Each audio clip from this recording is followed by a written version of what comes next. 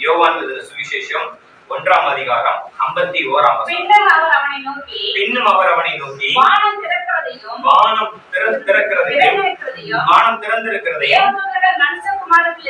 தேவதூதர்கள் மனுஷகுமாரனிடத்திலிருந்து ஏறுகிறதையும் இறங்குகிறதையும் நீங்கள் இது முதல் காண்பீர்கள் என்று மெய்யாகவே உங்களுக்கு சொல்லுகிறேன் என்றார். நல்ல கைகளை தட்டி கத்தரை மகிழ்ச்சிப்படுத்துங்கள். ஆண்டவர் அருமையாக ஒரு வாக்கு பண்ணார். அந்த கூடைக்காக நான் ஜெபித்துக் கொண்டிருக்கும் போது ஒரு பெரிய காரியம் என்னன்னா, தேவ பிள்ளைகளுக்கு ஒரு வானம் திறந்திருக்கணும். இது என்னன்னா ஒரு ஸ்பிரிச்சுவல் அட்மாஸ்பியர்ல எப்படின்னா, எல்லாரும் நம்ம வானத்தை பார்க்கும்போது அவங்க பல ஆராய்ச்சிகளை பண்ணுவாங்க, வானத்தை அப்படி பார்ப்பாங்க.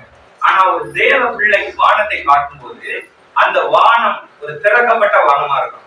அந்த வானம் நமக்கு திறந்திருக்கிற வானமா இருக்கணும். அதனாலதான் இயேசு இந்த உலகத்துல இருக்கும்போது பிளஸ் பண்ணாரு. எப்படி பிளஸ் பண்ணாருன்னா, இது முதல் அவர் அவனை நோக்கி, எவ்வாறை நோக்கினா நாத்தான் மேல பிளஸிங் கொடுப்பாரு. நாத்தான் மேல பிளஸ் பண்ணிட்டு அவருக்கு பொதுவா காமனா சொல்லுவாரு, வானம் திறந்திருக்கிறதையும் தேவ தூதர்கள் ஏறுகிறதையும் இறங்குகிறதையும் இது முதல் என்றைக்கும் காண்பீர்கள். என்றைக்கும் ஆண்டவர் அதை செய்ய போறார். நல்ல உள்ளத்தின் ஆழத்திலிருந்து கத்தரை ஸ்தோத்திரம் பண்ணுவோம். 2024ஆம் வருஷம் நமக்கு ஒரு திறக்கப்பட்ட வானமா இருக்கும். எத்தனை பேர் விசுவாசிக்கிறீங்க? இப்ப நான் உங்களுக்கு அடைக்கப்பட்டிருந்தா என்னன்னு நீங்க தெரிஞ்சுக்கோங்க. அப்படின்னா திறக்கப்பட்டதுக்குரிய ஆசீர்வாதத்தை நீங்க என்ன செய்யலாம், புரிஞ்சுக்கலாம். உபாகமம் 28ஆம் அதிகாரம் 2ஆம் வசனம் எடுத்து வாசிங்க. உபாகமம் 28:2. நீ உன் தேவனாகிய கர்த்தரின் சத்தத்துக்கு செவி கொடுக்கும்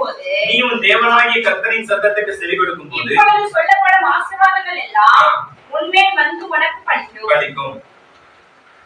நீ பட்டணத்திலும் ஆசீர்வதிக்கப்பட்டிருப்பாய், வெளியிலும் ஆசீர்வதிக்கப்பட்டிருப்பாய். நீங்க உபாகமம் எடுத்து வாசி பாத்தீங்கன்னா தெரியும், ஆண்டவர் இந்த இடத்துல பல டிமாண்ட் பண்ணுவார். என்னன்னா, நீ இத செஞ்சேனா உனக்கு இது நடக்கும், நீ இது செஞ்சேனா உனக்கு இப்படி நடக்கும். இதுல ஒரே ஒரு காரியத்தை மட்டும் அவர் ஸ்பெஷலா சொல்லியிருப்பாரு. உபாகமம் 28:23 வாசிங்க. உன் தலைக்கு மேலுள்ள வானம் வெண்கலமும் உனக்கு கீழுள்ள பூமி இரும்புமாய் இருக்கும். இது நல்ல கவனிங்க. உன் தலைக்கு மேலுள்ள வானம் வெண்கலமா இருக்கும். அப்படின்னா இப்ப நம்ம புற ஜாதிகள் வானத்தை பார்க்கும்போது அவங்களுக்கு எப்பயும் வெண்கலமா தான் இருக்கும், வெள்ளையா தான் இருக்கும். ஆனா ஒரு தேவ பிள்ளைக்கு ரெண்டு டிஃபரன்ஸான ஒரு காரியம் இருக்கு. ஃபர்ஸ்ட் ஒரு திறக்கப்பட்ட வானம், இன்னொன்னு அடைக்கப்பட்ட வானம்.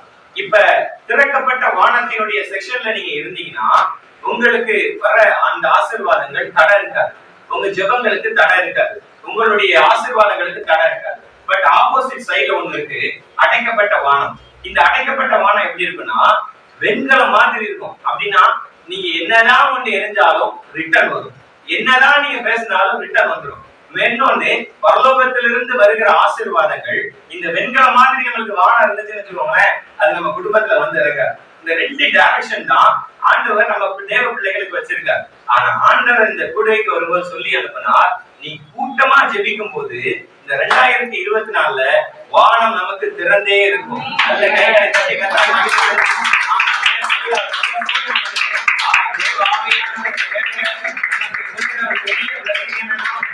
அணைக்கப்பட்ட வானத்தைகள்ல திறந்திருக்கிற வானத்தை நாம் பார்க்க போறோம். அணைக்கப்பட்ட வானத்தைகள்ல ஆசீர்வாதமாய் நமக்கு தருகிற வானத்தை நம்ம பார்க்க போறோம். அதுதான் ஆண்டவர் இந்த வானத்தை அடைச்சு வைக்கிறதுக்கும் அவருக்கு கண்ட்ரோல் இருக்கு, திறந்து விடுறதுக்கும் கண்ட்ரோல் இருக்கு. அதனாலதான் சங்கீதம் 78:23 எடுத்து நீங்க வாசி பார்த்தீங்கன்னா தெரியும், அவர் உயரத்தில் உள்ள மேகங்களுக்கு கட்டளையிட்டு வானத்தின் கதவுகளை திறந்து, அந்த இடத்துல வானத்துக்கு கதவு இருக்குது. பக்கத்துல பார்த்து சொல்லுங்க, கதவு இருக்குது, வானத்துக்கு கதவு இருக்குது. என் பதில் சண்டை ஓட்டு வந்துருக்கீங்களா? வானத்துக்கு கதவு இருக்குது, வானத்துக்கு கதவு இருக்குது. இந்த கதவு திறந்துருக்கணும். பக்கத்துல பார்த்து சொல்லுங்க, கதவு திறந்துருக்கணும். யோசிச்சு பாருங்க. இப்ப நீங்க ஒரு இடத்துல ஒண்ணு சொல்லுவாங்க, நம்ம பாஷையில சொல்ல போனா ஒரு 1 லட்சம் தரேன்னு கூப்பிடறான்னு வச்சுக்கோங்களேன். ஒரு நீங்க வீட்டுக்கு வாங்க நான் தரேன்னு சொல்றான். நீங்க போய் அவன் வீட்டுக்கு முன்னாடி நிக்கிறீங்க, கதவு பூட்டியே இருக்கு. எப்படி இருக்கும் உங்களுக்கு? தட்டி தட்டி தட்டி தட்டி பாக்குறீங்க, ஒரு ரெஸ்பான்ஸும் கிடையாது, ஒரு பதிலும் கிடையாது. எப்படி இருக்கும்? நம்மளுக்கு வருத்தமா இருக்கும்ல. அப்படின்னா என்னது? அது அடைக்கப்பட்ட கதவு. அதே நேரத்துல அந்த போகும்போது அந்த கதவு திறந்துருந்துச்சுன்னா எவ்வளவு சந்தோஷப்படுறோம். அதே மாதிரிதான் இந்த ஸ்பிரிச்சுவல் மண்டலத்துல என்ன இருக்கும் அப்படின்னா, வானத்துக்கு நமக்கு கதவு இருக்கு. இந்த கதவு, இந்த கதவுடைய கீ கர்த்தர்ட்ட இருக்குது. இது சில நேரத்துல அவர் லாக் பண்ணி வச்சிருக்காரு. ஏன் லாக் பண்றாருன்னா, நம்ம நடந்துக்கிறது சரியில்லைன்னா லாக் பண்ணிடுவார், கரெக்டா இருந்தா ரிலீஸ் பண்ணிடுவார். அப்ப இந்த உபாகமம் 28:1-2 எடுத்து வாசிச்சு பாத்தீங்கன்னா தெரியும், நீ உன் தேவனாகிய கர்த்தருடைய சத்தத்தை கவனமா கேட்டேன்னா, அவருடைய வார்த்தைக்கு கீழ்ப்படிஞ்சேன்னா, இந்த நீ என்ன செய்யும், உன் வானத்துக்கு என்ன செய்யும், அது வானம் திறந்தே இருக்கும். அதனாலதான் இந்த வொர்ஷிப்லயே நான் உங்களுக்கு சொன்னேன், நீங்க நம்மளுக்கு தடையா இருக்கிறது என்னன்னா, வானத்திலிருந்து வருகிற பிளெஸிங், பரலோகத்திலிருந்து இருந்து தான் நன்மைகள் வரும். யாக்கோபு 1:17 சொல்லுது. இந்த நன்மைகள் இறங்கும் போது, இந்த தூதர்கள் அந்த நன்மைகளை கொண்டு வரும்போது என்ன ஆகும்னா, நம்மளுக்கு கர்த்தர் நம்மளுக்கு கதவை லாக் பண்ணி வச்சிருக்க கூடாது, கர்த்தர் அந்த கதவை அடைச்சு வச்சிருக்க கூடாது. நம்மளுக்கு வானம் திறந்திருக்கணும், நம்மளுக்கு கதவு திறந்திருக்கணும். அந்த நேரத்துல நம்ம ஜெபிக்க போறோம். கர்த்தர் அப்படிப்பட்ட கிருபைகளை நமக்கு தருவார். அப்ப வானம் எப்படி நம்மளுக்கு தரணும் வாசிக்கலாம். மத்தேயு எழுதின சுவிசேஷம் 3ஆம் அதிகாரம் 14-17 எடுத்து வாசிங்க. மத்தேயு 3:14-17. இயேசு ஞானஸ்நானம் பெற்று ஜலத்திலிருந்து கரையேறின உடனே இதோ வானம் அவருக்கு திறக்கப்பட்டது. தேவ ஆவி புறாவை போல இறங்கி தம்மேல் வருகிறதை கண்டார். இயேசு ஜலத்திலிருந்து கரையேறின உடனே, அந்த இடத்துல ஒரு அருமையான ஆவிக்குரிய பிளெஸிங் இருக்கும். இயேசு என்ன பண்ணிருப்பாருன்னா, ஞானஸ்நானம் எடுக்கிறதுக்கு யோர்தான் நதிக்கு வருவார். யோர்தான் நதிக்கு வரும்போது அவர் ஞானஸ்தானம் எடுத்த உடனே, அதுலதான் அப்ப அழகா சொல்லுவாரு யோவான்ட்ட. அதுக்கு முந்தின வசனம் வாசிங்க. மத்தேயு 3ஆம் அதிகாரம் 15 வாசிங்க. இயேசு அவனுக்கு பிரதியுத்தரமாக இப்பொழுது இடகொடு, இப்படி எல்லா நீதியையும் நிறைவேற்றுவது நமக்கு ஏற்றதா இருக்கிறது என்றார். என்ன விஷயம் அப்படின்னா, எப்ப ஒரு தேவ பிள்ளைக்கு வானம் திறந்திருக்கும் தெரியுமா? நீதியா இருந்தீங்கன்னா, நீதியா கிரியை செஞ்சீங்கன்னா, நீதியா செயல்பட்டீங்கன்னா வானம் திறக்கப்படும். இயேசு ஜலத்திலிருந்து கரையேறின உடனே அவர் சொல்றாரு, எல்லா நீதியும் நிறைவேற்றுவது நமக்கு ஏற்றதா இருக்கிறது.